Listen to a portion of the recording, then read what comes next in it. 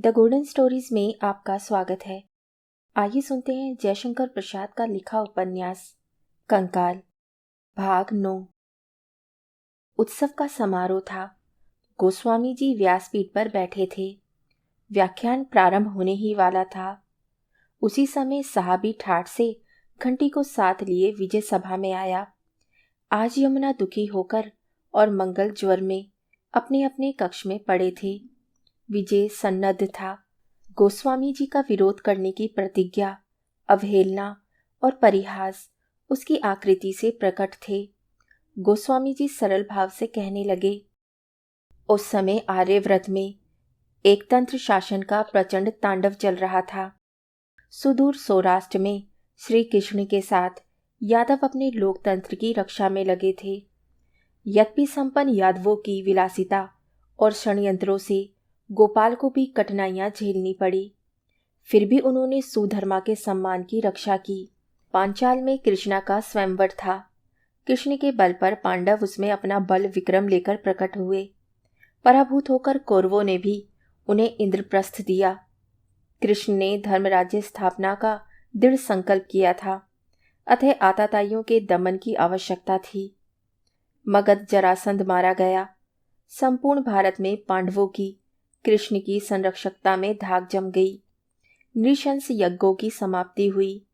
बंदी राजवर्ग तथा बलि पशु मुक्त होते ही कृष्ण की शरण हुए। महान हर्ष के साथ राजस्यु हुआ। वह था राजस्यु। राजे महाराजे कांप उठे। अत्याचारी शासकों को शीत ज्वर हुआ। सब उस धर्मराज की प्रतिष्ठा के साधारण कर्मकारों के समान नतमस्तक होकर काम करते रहे। और भी एक बात हुई। आर्याव्रत ने उसी निर्वासित गोपाल को आश्चर्य से देखा। समवेत महाजनों में अग्र पूजा और अर्घ्य का अधिकारी। इतना बड़ा परिवर्तन! सब दांतों तले उंगली दाबे हुए देखते रहे। उसी दिन भारत ने स्वीकार किया, गोपाल पुरुषोत्तम है। प्रसाद से युधिष्ठिर ने धर्मराज्य को अपनी व्यक्तिगत संपत्ति समझ लिया। इसके कुचक्रियों का मनोरथ सफल हुआ। धर्मराज विशृंखल हुआ, परंतु पुरुषोत्तम ने उसका जैसे उद्धार किया। वह तुम लोगों ने सुना होगा। महाभारत की युद्ध कथा से भयानक जनश्रय करके भी सात्विक विचारों की रक्षा हुई और भी सुदृढ़ महाभारत की स्थापना हुई, जिसमें नृशंस राजन्य वर्ग नष्ट किए गए। पुरुषोत्तम ने वेदों के अतिवाद और उनके नाम पर होने वाले अत्याचारों का उच्छेद किया था। बुद्धिवाद का प्रचार हुआ। गीता द्वारा धर्म की, विश्वात्मा की, विराट की, आत्मवाद की विमल व्याख्या हुई। स्त्री, वैश्य, शूद्र और पाप योनि कहकर जो धर्माचरण के अनाधिकारी समझे जाते थे, उन्हें धर्माचरण का अधिकार मिला। साम्य की महिमा उद्घोषित हुई। धर्म में, राजनीति में, समाज नीति में सर्वत्र विकास हुआ। वह मानव जाति के इतिहास में महापर्व था। पशु और मनुष्य के भी साम्य की घोषणा हुई। वह पूर्ण संस्कृति थी। उसके पहले भी वैसा नहीं हुआ और उसके बाद भी उतनी पूर्णता ग्रहण करने के लिए मानव शिक्षित न हो सके, क्योंकि सत्य को इतना समिष्ट से ग्रहण करने के लिए कोई दूसरा पुरुषोत्तम नहीं हुआ। मानवता का सामंजस्य बने रहने की जो व्यवस्था उन्होंने की है, वह आगामी अनंत दिवसों तक अक्षुण्ण रहेगी। जो लोक से न घबराए और जिससे लोक न उद्विग्न हो, वही पुरुषोत्तम का प्रिय मानव है, जो सृष्टि को सफल बनाता है। विजय ने प्रश्न करने की चेष्टा की, परंतु उसका साहस नहीं हुआ। गोस्वामी जी ने व्यासपीठ से हटते हुए चारों ओर दृष्टि घुमाई। यमुना और मंगल नहीं दिखाई पड़े। वे उन्हें खोजते हुए चल पड़े। श्रोतागण भी चले गए थे। कृष्ण शरण ने यमुना को पुकारा। वह उठकर आई।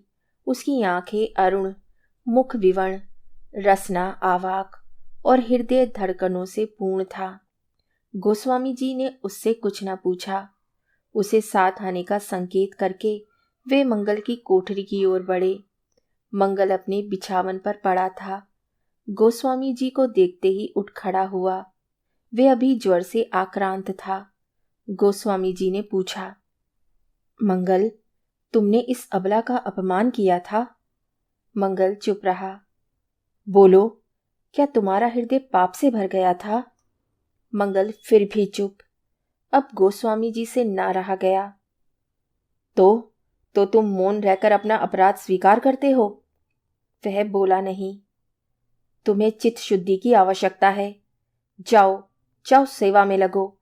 समाज सेवा करके अपना हृदय शुद्ध बनाओ। जहां स्त्रियां सताई जाए, मनुष्य अपमानित हो, वहां तुमको अपना दंभ छोड़कर कर्तव्य करना होगा। इसे दंड न समझो, प्रायश्चित न समझो। यही तुम्हारा क्रियमाण कर्म है। जाओ। पुरुषोत्तम ने लोक संग्रह किया था। वे मानवता के हित में लगे रहे।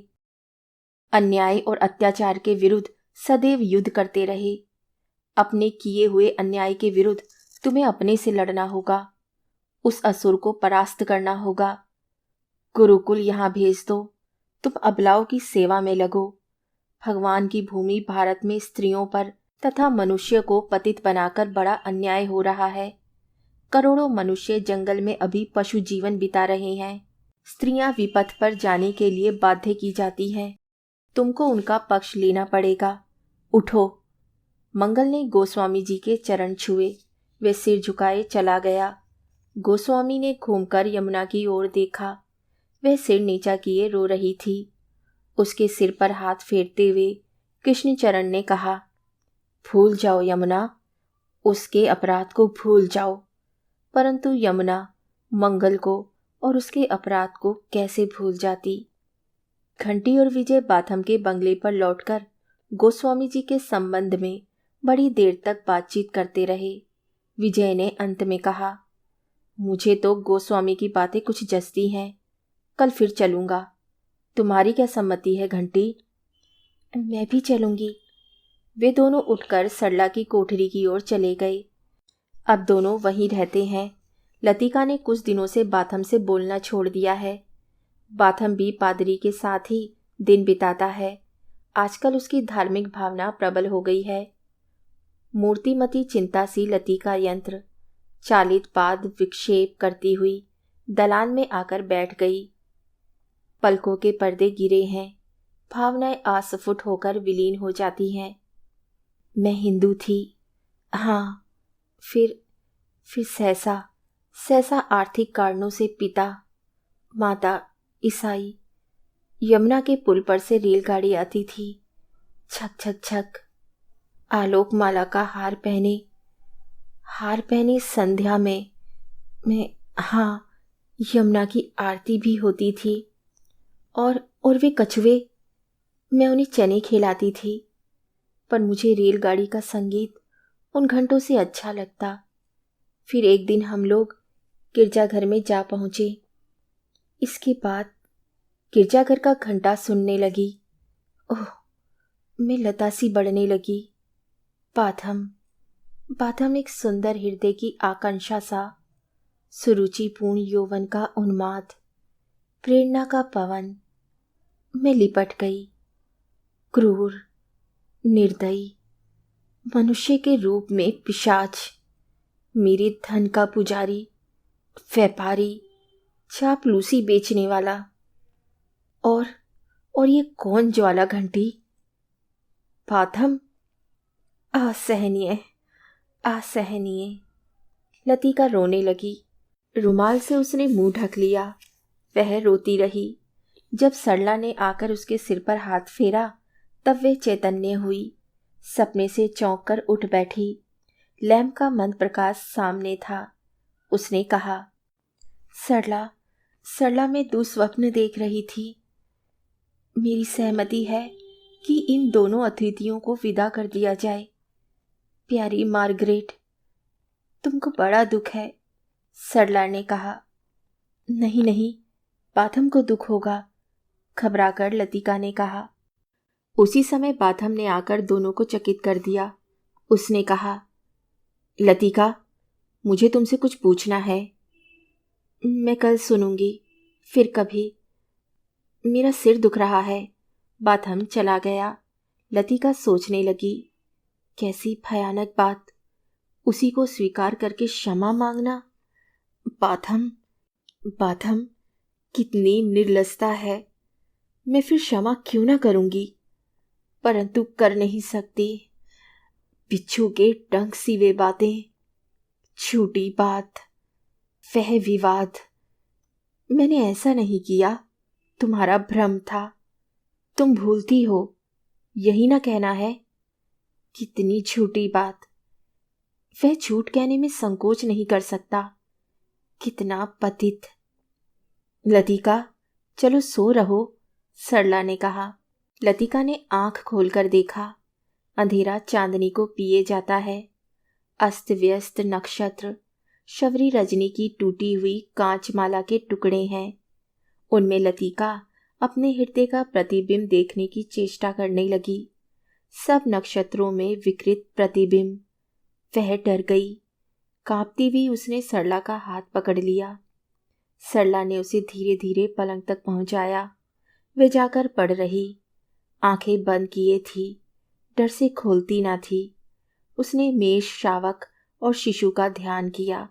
शावकों को गोद में लिए शिशु उसका प्यार कर रहा है, परंतु यह क्या, यह क्या? वह त्रिशूल सी कौन विभीषिका उसके पीछे खड़ी है। ओह, उसकी छाया मेष, शावक और शिशु दोनों पर पड़ रही है। लतिका ने अपने पलकों पर बल दिया, उन्हें दबाया। वे सो जाने की चेष्टा करने लगी। पलकों पर अत्यंत बल देने से मुंदी आंखों के सामने एक आलोक चक्र घूमने लगा। आंखें फटने लगी। ये चक्र, क्रमशः यह प्रखर उज्जवल आलोक नील हो चला। मेघों के जल में वह शीतल नील हो चला। देखने योग्य, सुदर्शन आंखें ठंडी हुई। नींद आ गई। समारोह का तीसरा दिन था। आज गोस्वामी जी अधिक गंभीर थे।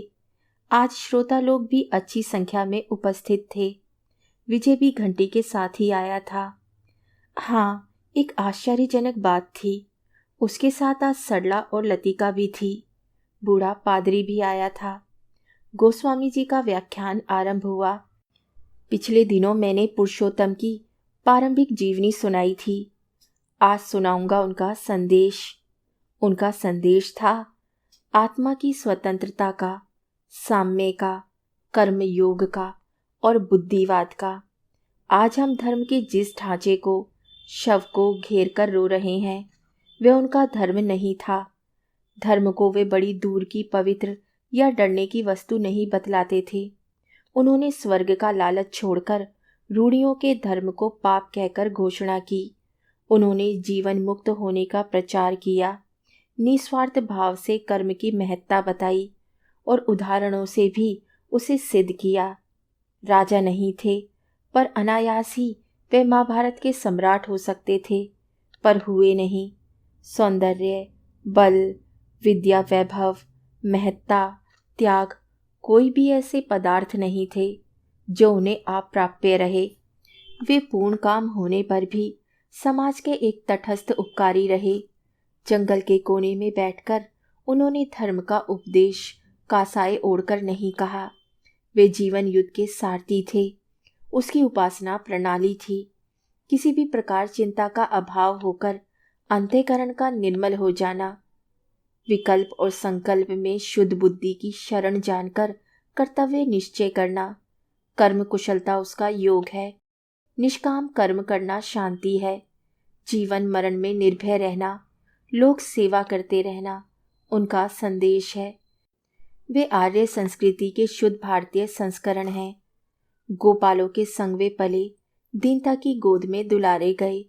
अत्याचारी राजाओं के सिंहासन उल्टे, करोड़ों बलोन्मत्त नृशंसों के मरण यज्ञ में हंसने वाले अधवर्यु थे।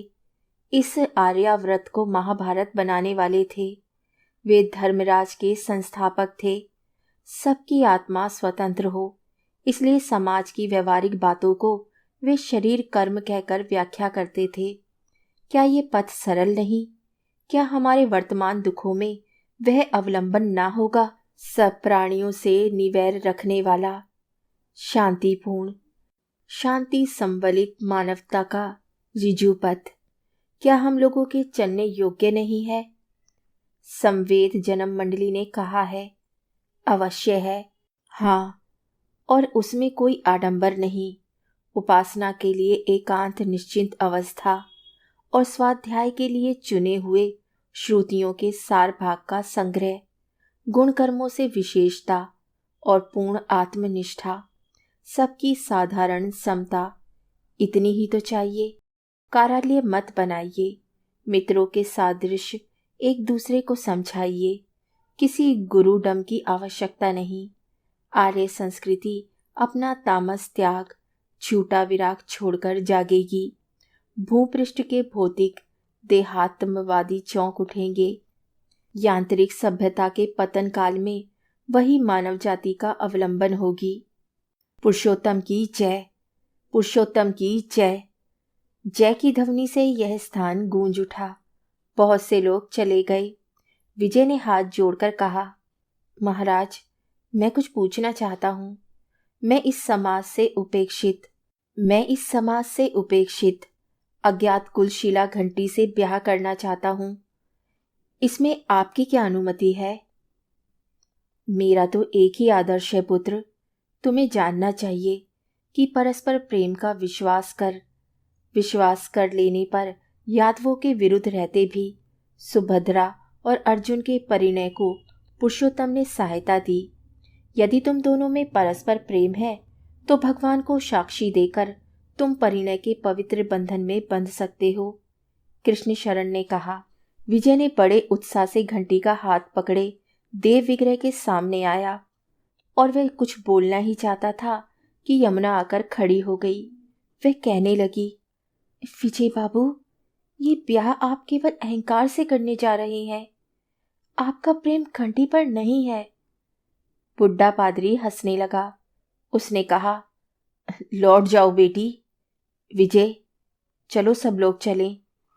विजय ने हतबुद्धि के समान एक बार यमुना को देखा। घंटी गड़ी जा रही थी। विजय का गला पकड़कर जैसे किसी ने धक्का दिया, वह सरला के पास लौट आया। लतिका घबराकर सबसे पहले ही चली। सब टांगों पर आ बैठे। गोस्वामी के मुख पर सीमित रेखा झलक उठी। कहानी सुनने के लिए धन्यवाद। आगे की कहानी सुनिए अगले भाग में।